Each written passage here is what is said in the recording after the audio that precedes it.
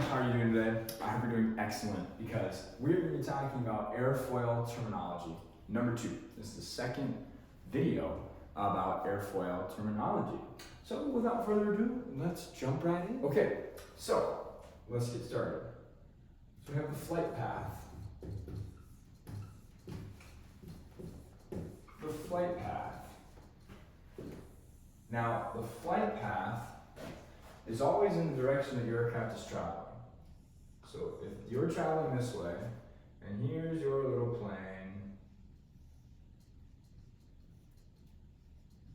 right? There's your plane. That is the flight path. The relative wind is always directly opposite the flight path. This right there, that arrow, is the relative wind.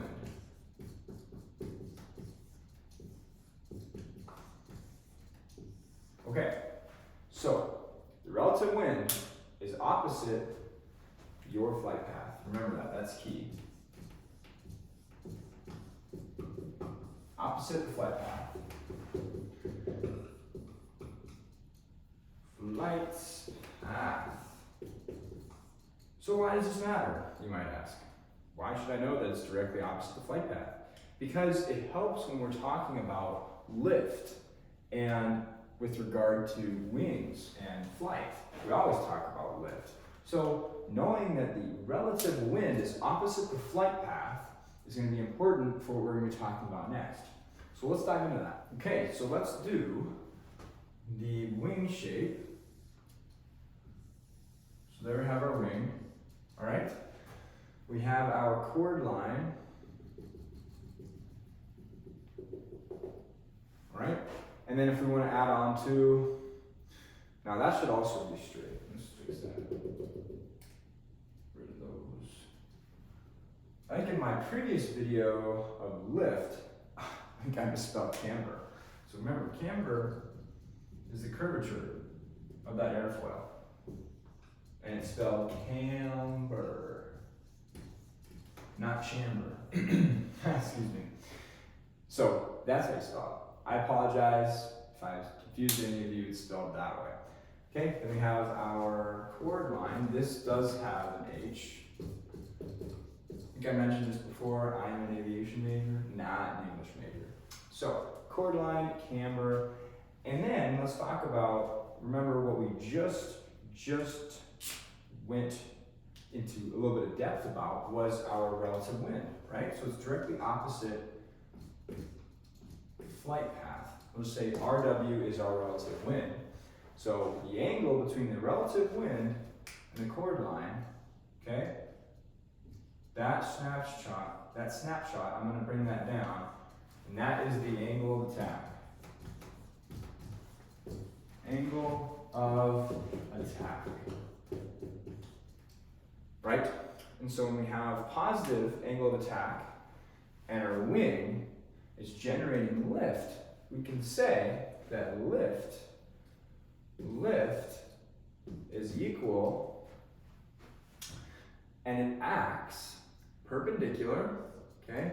So that's what perpendicular means. Perpendicular to the relative wind. All right? So lift acts perpendicular to the relative wind. And this is important because when we're talking about drag, let me find a place here, we're talking about drag, drag acts parallel, or double line, parallel to relative wind. All right, so see the difference between lift is perpendicular to the relative wind or normal. If you're a geometry or a math person, remember that 90 degrees is the normal, aka perpendicular, to the relative wind, but drag is actually parallel to the relative wind. So when we have lift, that makes sense. When we have drag, that also starts to make a little bit more sense. So we know the arrows are, well, drag is behind the wing, and then and well, lift is going up. But what is it exactly, right? And remember, lift is perpendicular to the relative wind, and drag is parallel to the relative wind. It goes with it, all right? So this is just some basic airfoil terminology, and then we're going to be always coming back to this. But like I said, I apologize for spelling camber wrong. But now that we have that cleared up and we got some definitions of lift and drag, let's talk about now some ways that we can evaluate the performance of a wing, or how we know that it's going to be a fast or a slow airplane. Actually, before I move on, I always am like, I'm ready to move on, and it's like, oh wait, I forgot that. So, one thing I forgot to mention that we briefly covered in one of the other videos is what's called washout. So I'm going to leave this up here. I'm going to put washout. Washout, I'm going to say twist. Why? Well, that's because you want, when you're stalling, you want your roots to stall first and then propagate outward towards the ailerons. Because you want aileron control even though your wing is stalled. That way you have some control authority and it doesn't get really, like, you don't lose everything. So washout is the twisting of the wing so that the roots stall first and then the wing tips and ailerons stall last. So that's another term that we've mentioned previously, but it's one that I always have trouble remembering, and hence I forgot it before moving on. But washout is that twist, okay? So remember that. All right, now let's talk about what our next thing. Okay, so now let's talk about some definitions that we use in airfoil terminology. So first things first is going to be wing area.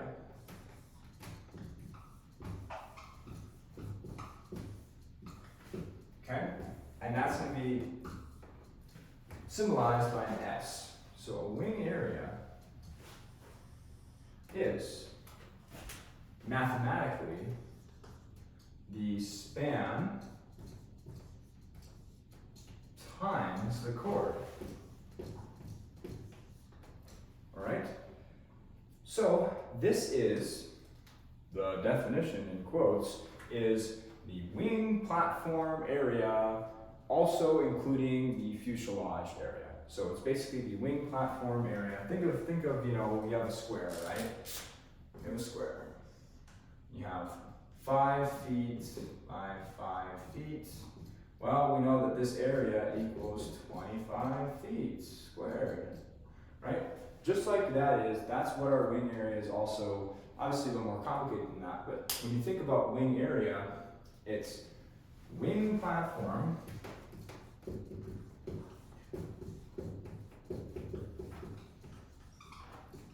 area also includes,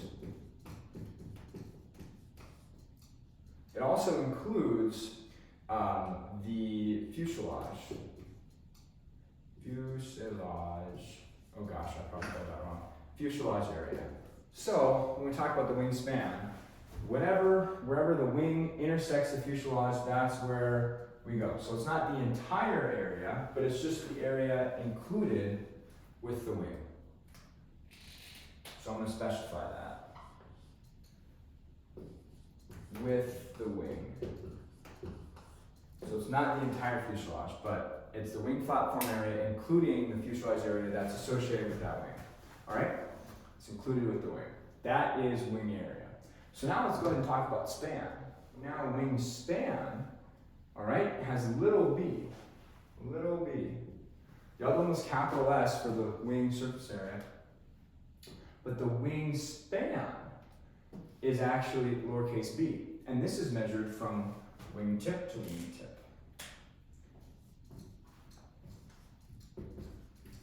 Wingtip, wingtip. So this is our wingspan. So wingtip to wingtip, there goes the captain end. So if I am the start of the exact end of the wingtip, and we go all the way over to the other end of the Cessna, for example, and we measure that distance, just straight line, that is our wingspan. So now let's talk about what we can use the wingspan for in addition. So now let's talk about the average chord. Now the average chord is found, it's the geometric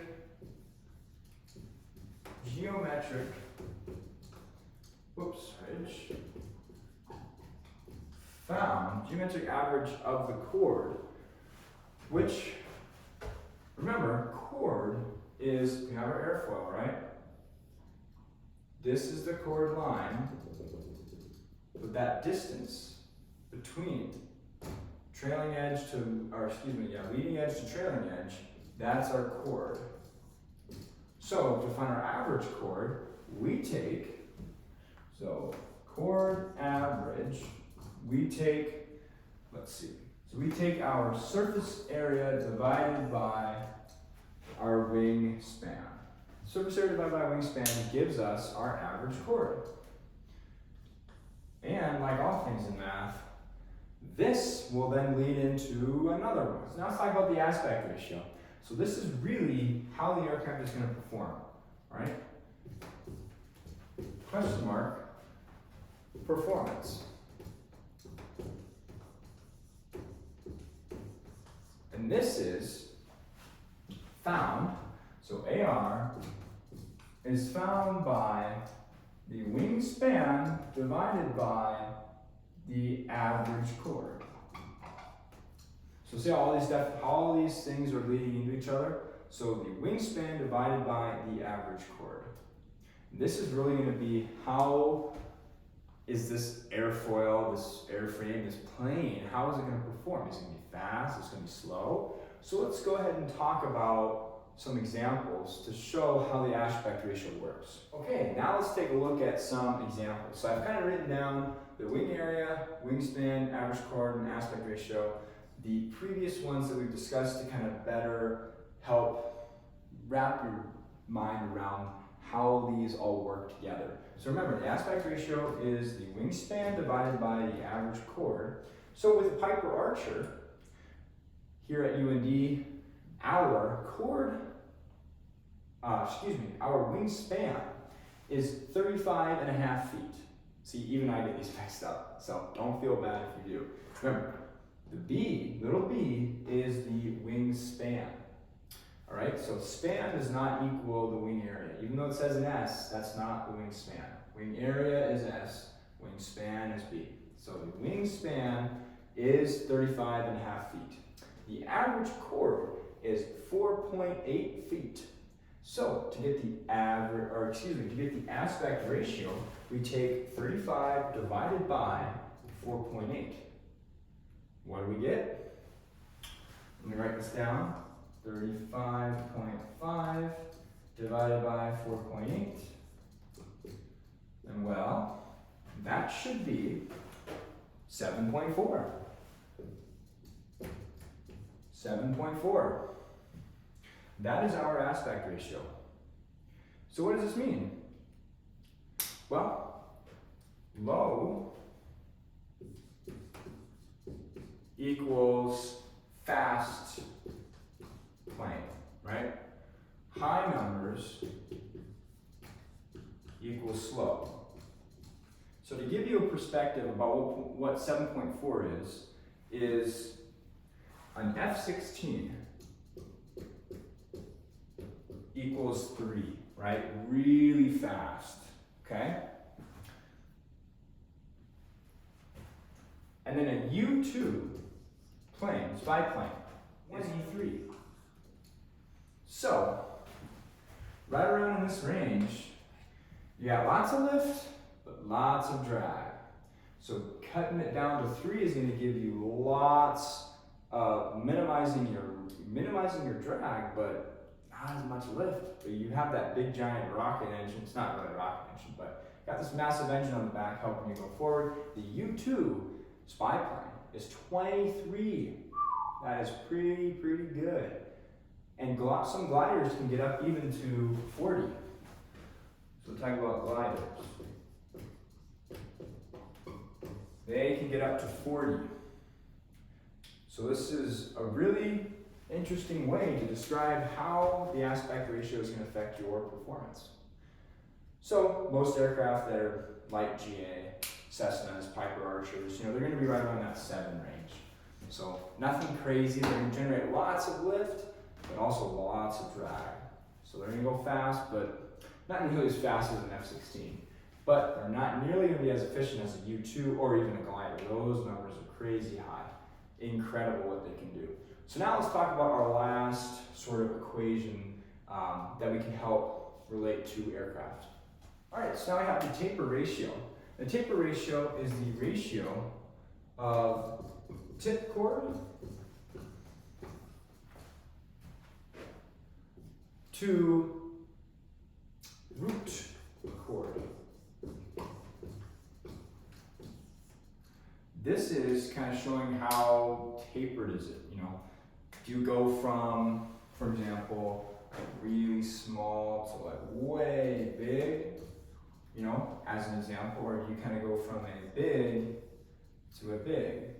So this is what's going to give us the taper ratio. So let us talk about this in terms of Piper Archer. Okay, so now we have some numbers for the Piper Archer. We have the we have the tip, which is 3.5 feet right here, and then we have the root, which is 5.2 feet. So to get our taper ratio, we take our chord tip divided by our chord root, which is 3.5 divided by 5.2, and we get a percentage of about 66%. So you can kind of use this to see how your wing is structured. There's almost no change, well, it's going to be pretty close, but that means this is 66% as that. So that's the ratio. That is the ratio in terms of taper ratio. Okay, let's talk about our last thing. You guys are doing great. Okay, so now I've written some things here first to kind of get us started. It's pretty complicated, the sweep angle, a little bit confusing, so let's try and clear that up. So we have the angle between the line of 25% of the chord points, and it's perpendicular to the root core. So what does this basically mean? This is just saying how far back does the wing go relative, right? So that'd be pretty swept. We could even find planes that have crazy sweep wings. For example, right? These are the sweep angle. So remember, it's the angle between the line of 25% of the chord points and it's perpendicular to the root core. Like I said, it's just basically looking at how far back does it push.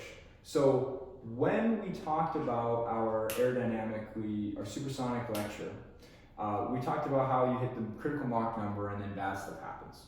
So the further sweep angle means you have a higher critical Mach number. Higher Mach crit. So this is why those aircraft, like the F-16 or any other things, can break the sound barrier and not have Mach tuck right away. Like, why is that? Well, it's because of the sweep angle. So just remember that. That's really the main takeaway, that it basically allows you to travel faster and increase your Mach critical speed. So this may seem a little bit confusing if you haven't watched that video. I know that video is a doozy and it's long, but that's really interesting stuff if you want to check out Mach and what happens when you start flying towards, when airflow starts getting a little bit funky. Speed of sound is pretty tricky. Okay, so this, remember, sweep angle, it is just how far back is it pulled, okay? Okay, so now we've kind of gone over some airfoil terminology. You have a really great, solid understanding between the first video and the second video. So thank you so much for your time. Have a wonderful day. And remember, fly safe, have fun, stay cool.